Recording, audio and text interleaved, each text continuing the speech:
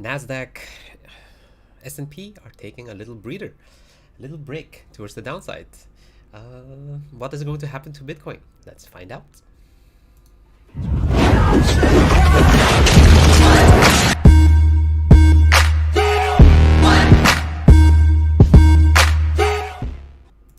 Hello Adrian, and welcome back to another episode of the Dang Oracle. It is 7:30 p.m. UTC plus 8, and hope you are doing well on this beautiful Friday, or the last day of the week, or the first day of the weekend, however you are looking at things.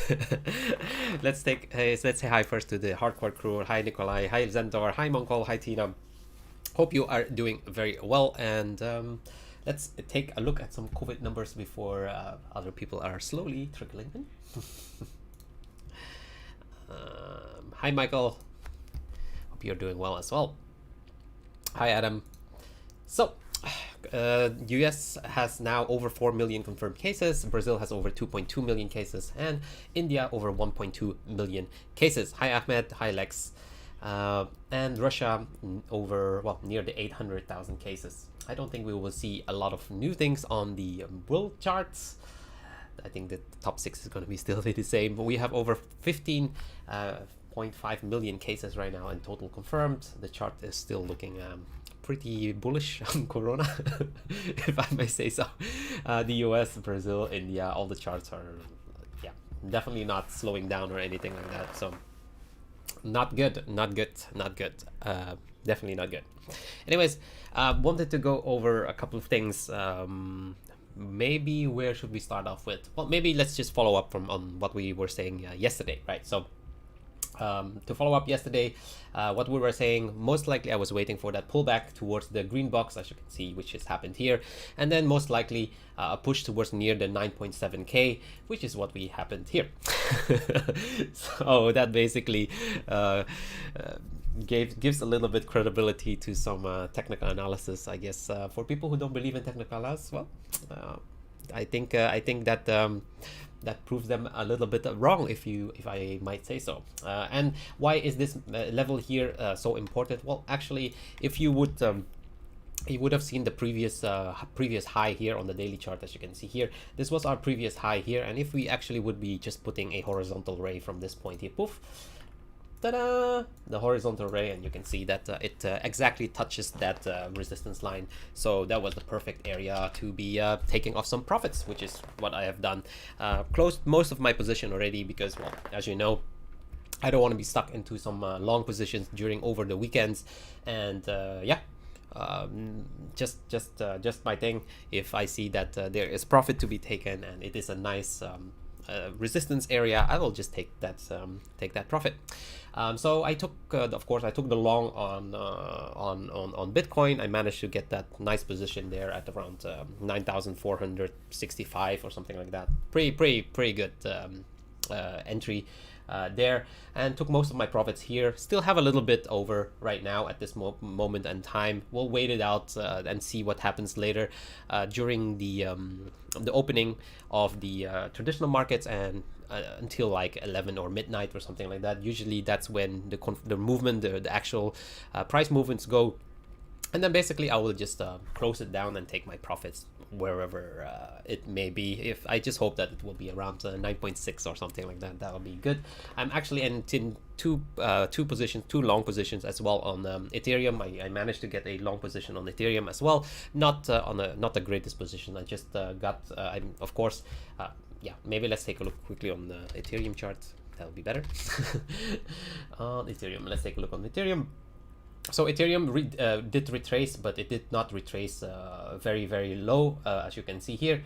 Sorry, that's the daily chart. Let's take a look on the 4-hour chart.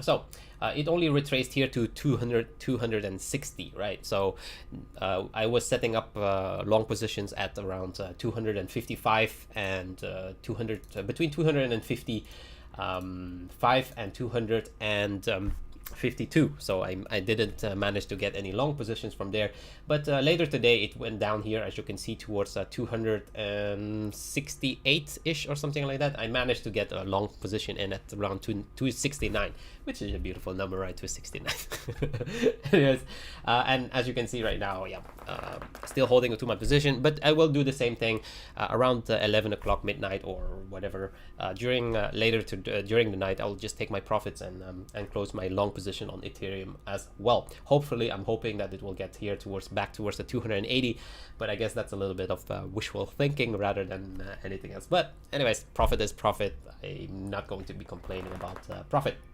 But I think the most important thing to be talking about is actually the traditional markets, right? Because we will have our weekly close by tomorrow, and a couple of very interesting things that we are seeing right now on the traditional market. So before we go back into Bitcoin, let's take a look first at the traditional markets and the traditional market, and definitely on Nasdaq.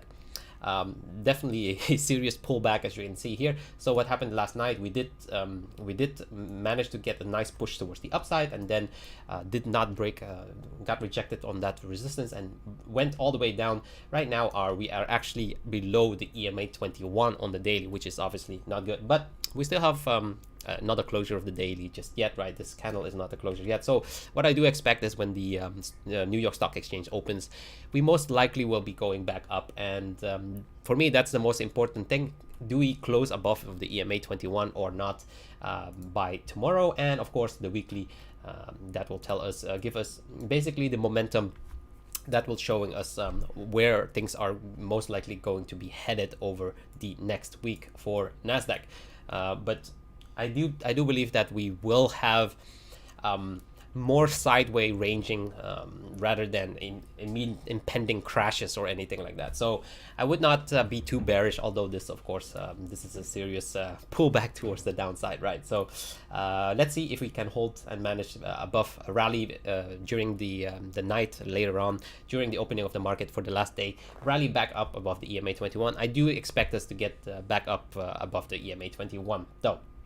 A very similar thing we can see on the S&P, broke down, as you can see here, after reaching a top, a local top, and then very strong sell pressure towards the downside, but still holding and managing above the 10 simple moving average right now. So that will be the key spot for me as well.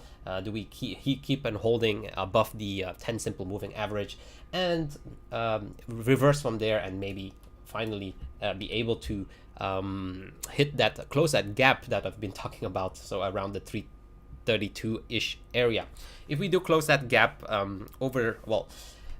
don't think that we will be closing that gap tonight or anything like that, or before the weekly close. I do believe that what will more happen later tonight is basically a small bounce, and then we'll mostly close the weekly there, and then next week we will have the real movement or the real direction of where the traditional markets are gonna go. But most likely, like I said, I do believe that the big fun is over now for the traditional markets. I don't think that will be, well, I could be wrong. We could spike back to all-time highs once again, but I think that we are now ready to, start to make that pullback and make that sideways movement, and small pullbacks towards the downside rather than anything else. But of course, we'll have to wait for some weekly candle confirmations first before we can, see what direction we are looking at. But for now, I do believe that we will most likely during today we will have to be seeing a small bounce towards the upside. If we don't bounce towards the upside, of course, that would mean very bad for not only for the traditional markets, but of course for Bitcoin as well. Just taking a quick look at the VIX, we can clearly see that we have a nice spike here, as you can see, nice spike towards the upside. That was obviously a signal that the S&P would be taking a nice pullback towards the downside as well, right? So overall, like I said, I'm not 100% like super bearish or anything. We created the all-time high. We broke all-time high structures. Of course, we're gonna have some small pullbacks towards the downside. I think that's what is happening right now, and then more sideways movements for the traditional markets. Of course, we will have that pullback, right? We would have that pullback. Now, what does that imply for our good old Bitcoin, right? Our good old Bitcoin. So let's go back into our good old Bitcoin. That's not the right chart. This is the right chart that I want to say. So on the daily, that's not the daily. Why is it's not the daily? This is not the daily. We have to move it back into the daily. Yes, there. This is the daily. So do I expect what do am I expecting? Are we still heading towards that 9.9k? Well, most likely I'm still pretty bullish on that. The thing is, the levels have to be maintained, right? So what I am expecting is a small push back towards the upside, most likely for tonight and over the next weekend. As you know, very small volume during the weekend, most likely. What I'm looking at is most likely a range between those two areas. So holding the 9.450 is key for the bulls. If we don't hold, if we start closing below, let's just say if tomorrow, if the daily close is below 9,000, below this green box 9,450, I would be pretty bearish for the next coming week for Bitcoin. But if we don't, then there's no issue at all. I do believe that we'll be, over the next week, making that push back towards the upside. So over the weekend, most likely range between just these two ranges that we are forming right now. So maybe a little bit up, and a little bit down, a little bit up, a little down, something like that over the next couple of days. And then a resolution, most likely, I'm still thinking towards the upside rather than the downside. For our structure. The reason why is, of course, we have been contracting or consolidating for a pretty substantial amount of time. I do believe that this push towards the upside is not completely completed just yet.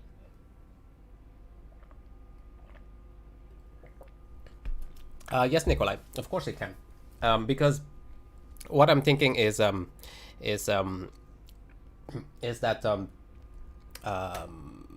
the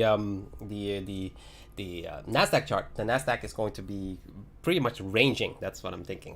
It's not gonna make like a complete pullback or anything like that. And the other markets is going to be taking directions. Like like the tech stocks are gonna take like a little pullback, but the health sector is gonna take like push a little bit things back up, and then it's gonna just move from one sector to the other sector or something like that. So more ranging in terms of like traditional stock markets, but in terms of Bitcoin, the chart is still looking good for now. But the question is,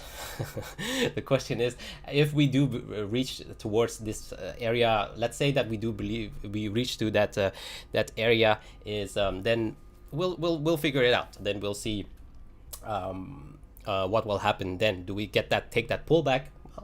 I've shown you the chart before already from this distribution, right? So we could be just going towards this resistance area, that 9.9k area or something like that, and then, as you can see, take a slow very slow and long consolidation towards the downside before we make that ultimate push towards the upside. So that could be a scenario that we could be seeing or could be looking at. So if we don't, like I said, if we don't break that 9.9k or that 10k area, that would be no price confirmation for us. So we will have to be be very, very, very aware of that.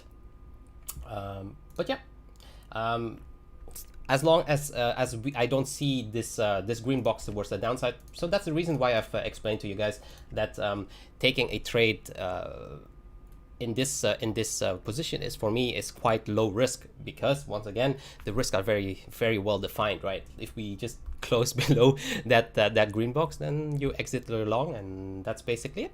It's nothing more and nothing else. Let's take a quick look on Link.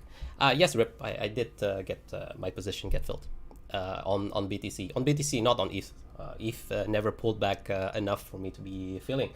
But I did take a long position on ETH just today when we had that small pullback towards the downside. But that's just a small position and not really anything big or anything.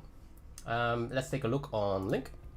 So on Link, yesterday, as I've spoken, we needed to break this, of course, this this red line here towards the upside to confirm a break towards the target, towards the top side or the previous highs of before. But as you can see, got rejected right now. But I also said that most likely it will come down and bounce at the EMA 55, which is around it was $7.6, right? As you can see, it's there at the moment, and it's currently making a bounce. I don't think a link is going to be very interesting.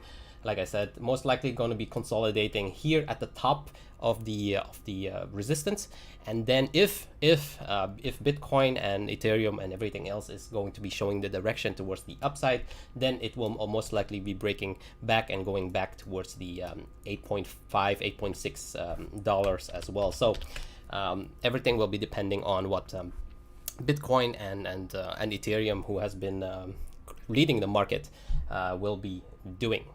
So yeah, I'm gonna make it a very short video today. Sorry guys, because my wife is not feeling well, so just wanted to wrap it up and quickly and give you a nice overview over everything before we heading into the weekend. But that's it for me for today, and wish you all the best and hope to see you tomorrow. But yeah, just waiting to close my positions. I still am expecting to break up a little bit more, hopefully like around 9.6k before I can close my position. Very similar for Ether. I hope around 280 back to 280 or something like that, and so I can close my position there. But I don't think that we'll be breaking any structure or anything like that over the weekend. Let's wait for the weekly traditional markets to be closing by tomorrow, and then we can see more about what is going to go on, or what is most likely going to be happening. All right, so hope to see you again tomorrow, same time, 7:30 p.m. UTC+8. I wish you all the best. Stay home and hopefully don't be sick. Don't get sick.